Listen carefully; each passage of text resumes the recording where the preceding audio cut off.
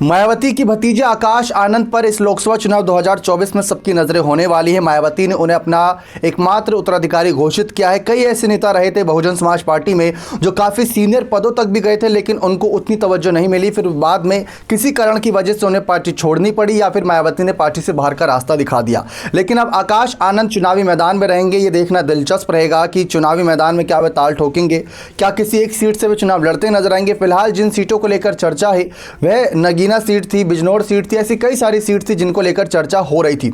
Nagina seat से चंद्रशेखर आजाद रावण अपने आप को आगे रखते नजर आ रही हैं और बिजनौर सीट से एक बार फिर से बसपा सांसद मलुक नागर अपने आप को आगे रख रही हैं। ऐसे में कोई भी अपने आप को पीछे नहीं करना चाहता, इस वजह से काफ़ी मुश्किलें बढ़ी भी है और अभी तक बहुजन समाज पार्टी प्रत्याशियों पर चिंतन मंथन कर रही है, जबकि सपा और भाजपा ने अपने कई प्रत्याशियों को चुनावी मैदान में उतारना शुरू भी कर दिया है। अब इस बीच देखा जाए तो बहुजन समाज पार्टी के पास एक प्लस पॉइंट यह है कि पिछली बार उन्होंने 10 सीटें जीती थी। उन 10 सीटों पर उनकी पकड़ होनी चाहिए। उसके बाद 27 सीटों पर वे नंबर 2 की पार्टी थी और कई सीटों पर उनके दलित मतदाता आसानी से खेल बदल देते हैं। ना तो सपा ना ही भाजपा, बहुत मुश्किल हो जाती है उस सीट पर जीत हासिल कर पाना।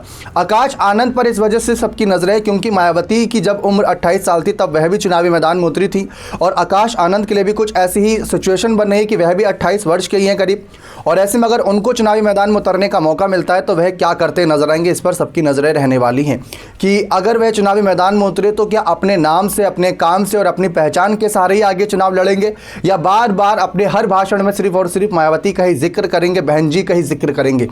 चंद्रशेखर आजाद रावण इसी बात पर गुस्सा रहते हैं कि आकाश आनंद अगर मायावती का नाम ना ले तो उनको कोई पहचानेगा नहीं, उनको कोई पूछेगा नहीं, और जिस तरीके से उनको अभी हाल ही में वाई प्लस